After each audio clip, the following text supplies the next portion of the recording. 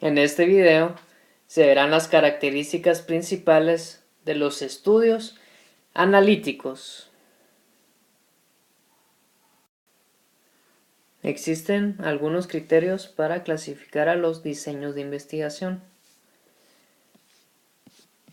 Y veamos de que tenemos 5 diseños acá. De estos 5 diseños, 3 son analíticos. Tenemos los diseños de cohorte, los diseños de casos y controles y los ensayos clínicos. Aunque aquí no lo menciona, todos los estudios que son experimentales van a ser analíticos. Es por eso de que este video trata acerca de las características principales de esos 3 diseños de investigación. Empezaremos primero por las características principales de los ensayos clínicos. Generalmente, un ensayo clínico es una evaluación experimental, ya sea de un producto, sustancia, medicamento o técnica terapéutica, que a través de su aplicación a seres humanos pretende valorar su eficacia y seguridad. Aquí hay un punto importante y es una de las características más importantes de los ensayos clínicos. Y es de que todo ensayo clínico es un estudio experimental, el cual es realizado en seres humanos.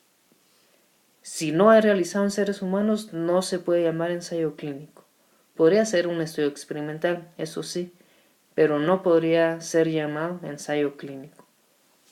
Por lo tanto, todos los ensayos clínicos son realizados en seres humanos.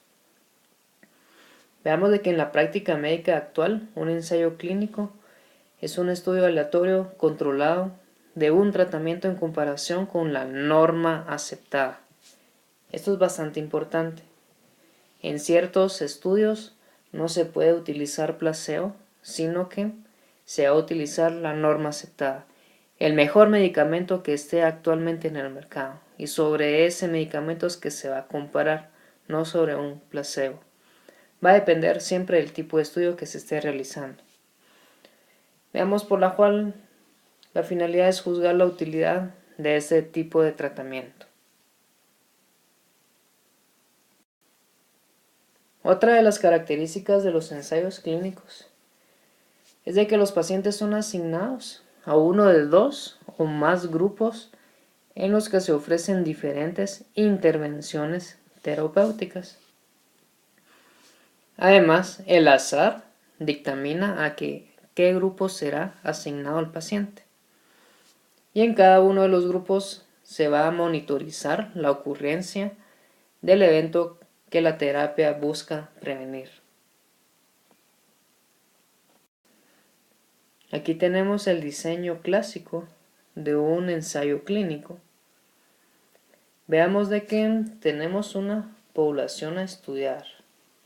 Tenemos una población a estudiar en la cual debemos de ver los criterios de inclusión. Se van a excluir a los no participantes y a los que no cumplen estos criterios. Posteriormente vamos a tener nuestros participantes potenciales, los cuales se va a invitar a participar al estudio. Se excluyen los no participantes, teniendo finalmente los participantes del estudio, que sería el ensayo clínico. A partir de este grupo, mediante un proceso de aleatorización, se van a seleccionar, para este ejemplo, 2 grupos, aunque podrían ser más. Veamos que para este ejemplo tenemos un grupo experimental y un grupo control.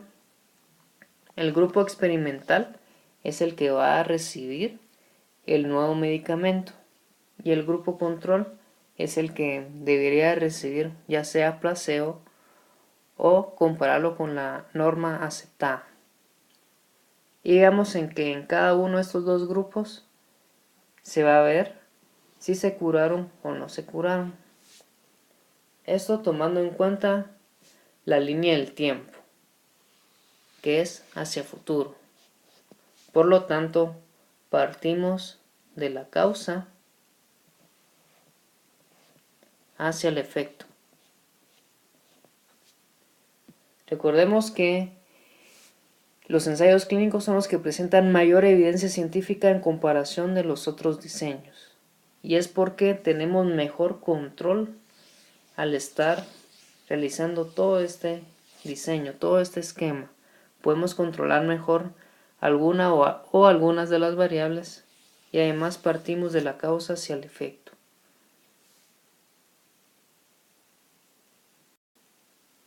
Existen algunas consideraciones que son bastante importantes para un estudio experimental, específicamente para un ensayo clínico. Dentro de las más importantes se encuentra la ética y justificación del ensayo. Este punto es bastante importante.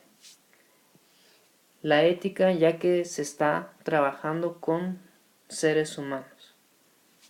Además, debemos prestar atención a la población susceptible de ser estudiada, la selección de los sujetos con su consentimiento a participar, el proceso de aleatorización, la descripción minuciosa de la intervención, el seguimiento exhaustivo que contemple las pérdidas y no los cumplidores, la medición de la variable final y la comparación de los resultados en los grupos de intervención y control.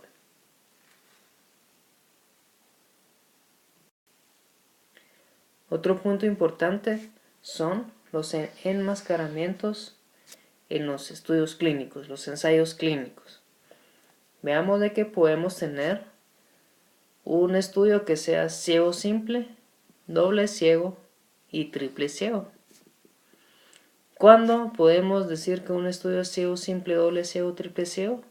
Va a depender de quiénes son los que van a desconocer al grupo al cual ha sido asignado cada sujeto de estudio.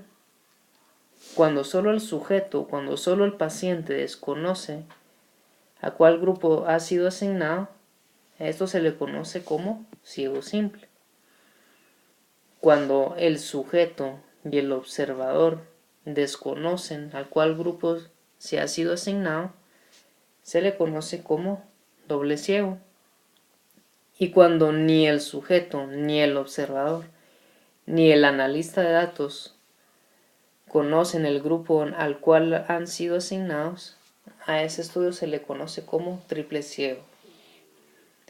Entre esos tres, el que presenta mayor evidencia científica son los diseños triple ciegos.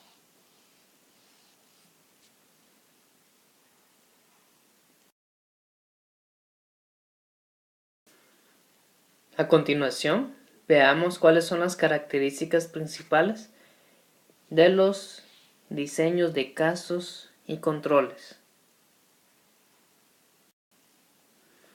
Una de las características más importantes de los diseños de casos y controles es que la selección de los grupos se realiza en base a la presencia o ausencia de enfermedad. Por lo tanto, partimos del efecto hacia la causa. Partimos del efecto hacia la causa.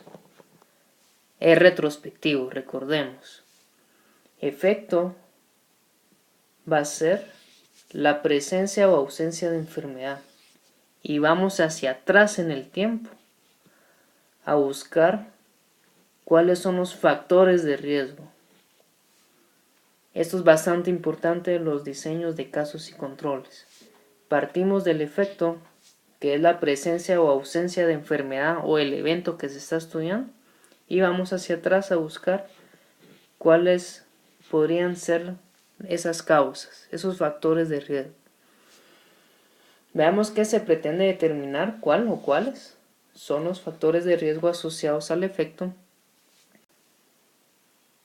Se compara también las frecuencias de exposición de cada grupo a dichos factores de riesgo y es bastante útil en enfermedades poco frecuentes o con tiempo de latencia prolongada, como por ejemplo cáncer de pulmón y hábito de fumar, en el cual partiríamos de cáncer de pulmón, siendo el efecto, y vamos hacia atrás a ver si tienen hábito o no de fumar. Vamos del efecto hacia la causa. Este es el esquema clásico de los diseños de casos y controles. Veamos que tenemos una población y a partir de esa población seleccionamos dos grupos. Ya vimos que esta selección de estos grupos se hacen en base a la presencia o ausencia de enfermedad, en base a la presencia o ausencia del evento que se está estudiando. El grupo casos van a ser aquellas personas, aquellos sujetos que presentan el evento, que presentan la enfermedad. Y los controles van a ser aquellas personas, y aquí hay algo bastante importante, aquellas personas que no tienen el evento o la enfermedad que se está estudiando. Podríamos decir que son personas sanas, pero no necesariamente. Podrían ser sujetos que presentan otro tipo de enfermedades que no sea la enfermedad que se está estudiando. Entonces no necesariamente van a ser sujetos o personas sanas, sino que los controles van a ser aquellas personas que no tienen la enfermedad o el evento que se está estudiando. Y a partir de esos dos grupos se va a ver hacia atrás en el tiempo si estuvieron expuestos o no expuestos a ese factor de exposición. Recordemos y veamos de que la línea del tiempo va hacia atrás. Parte del efecto hacia la causa. Por lo tanto, es un estudio que es retrospectivo, ya que busca antecedentes.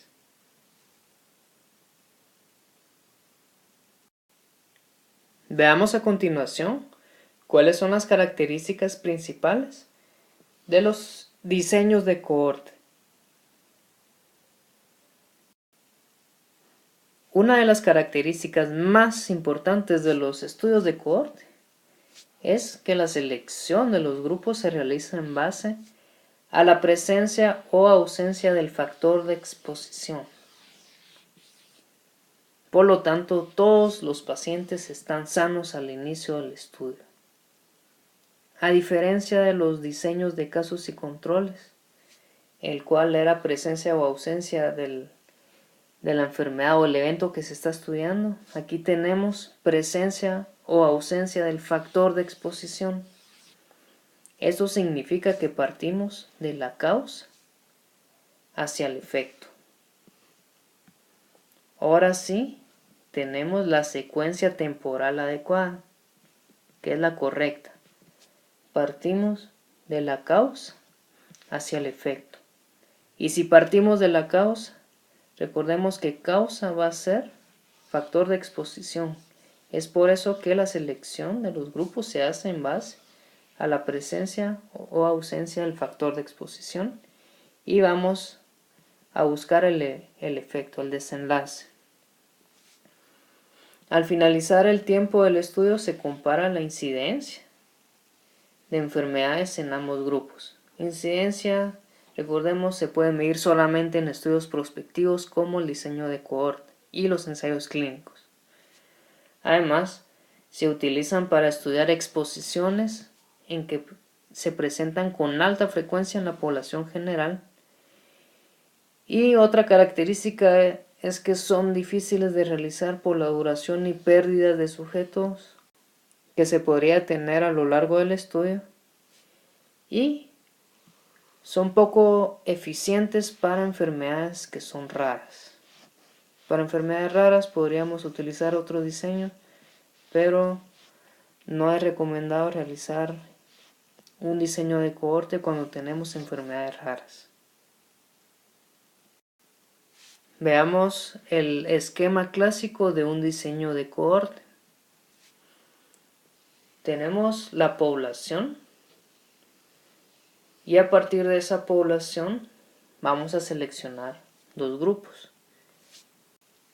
Recordemos que esta selección se realiza en base a la presencia o ausencia al factor de exposición, expuestos, no expuestos. Y recordemos también que al inicio del estudio, todos los sujetos, todas las personas están sanas, no tienen el evento que vamos a ir a buscar, que va a ser el desenlace. Todas las personas, todos los sujetos están sanos al inicio del estudio. Y en cada uno de estos 2 grupos se va a ir a buscar si enfermaron o no enfermaron, si desarrollaron el evento que se va a estudiar o no lo desarrollaron.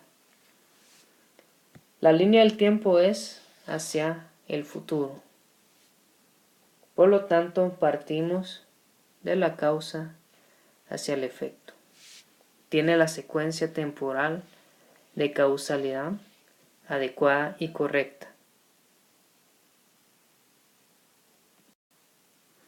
A manera de resumen, veamos cuáles son las ventajas y desventajas de algunos de los diseños que hemos visto en este curso. Empecemos con los diseños transversales. Recordemos que son poco costosos y se realizan en corto tiempo. Además, se pueden estudiar varias exposiciones simultáneamente y son fáciles de realizar. Pero una de las desventajas es que la relación causa y efecto no siempre es verificable, ya que se realiza una sola medición. Es efectos a sesgos, como por ejemplo los de información y selección, y solo permiten establecer asociaciones generales. Generalmente se utilizan para realizar relaciones. Casos y controles. Una de las ventajas es que por lo general se realizan en corto tiempo y son poco costosos. Permite el análisis de varios factores de riesgo y también son útiles en enfermedades raras y con larga duración. Cuando tenemos enfermedades raras y con larga duración, los diseños más recomendados son los diseños de casos y controles. Dentro de las desventajas es que solo permiten estudiar un desenlace, ya que la selección de los grupos se hace en la presencia o ausencia del evento que se está estudiando, sanos y enfermos. Además, son susceptibles de sesgo de selección, problema para definir controles adecuados y medir adecuadamente la exposición. Y en los diseños de cohorte, veamos, dentro de las ventajas, se puede establecer directamente la incidencia debido a adecuada secuencia temporal. Recordemos que partimos de la causa hacia el efecto. Permiten evaluar resultados múltiples de riesgos y beneficios relacionados con una exposición. Dentro de las desventajas es que son muy costosos y requieren mucho tiempo. El seguimiento es difícil y las pérdidas de sujetos pueden influir sobre los resultados del estudio. Y otra desventaja es que no son útiles para enfermedades raras o poco frecuentes. Por último, veamos las ventajas y desventajas de los ensayos clínicos. Dentro de sus ventajas tenemos es que permiten mayor control en el diseño, y en las variables, menos posibilidad de sesgos y además son repetibles y comparables con otros estudios. Pero entre las principales desventajas es que tiene un coste elevado, tiene limitaciones de tipo ético, porque recordemos que se trabajan con seres humanos, y dificultades en la manipulación de alguna de las variables. Y así hemos por finalizado entonces las características principales de los diseños de investigación.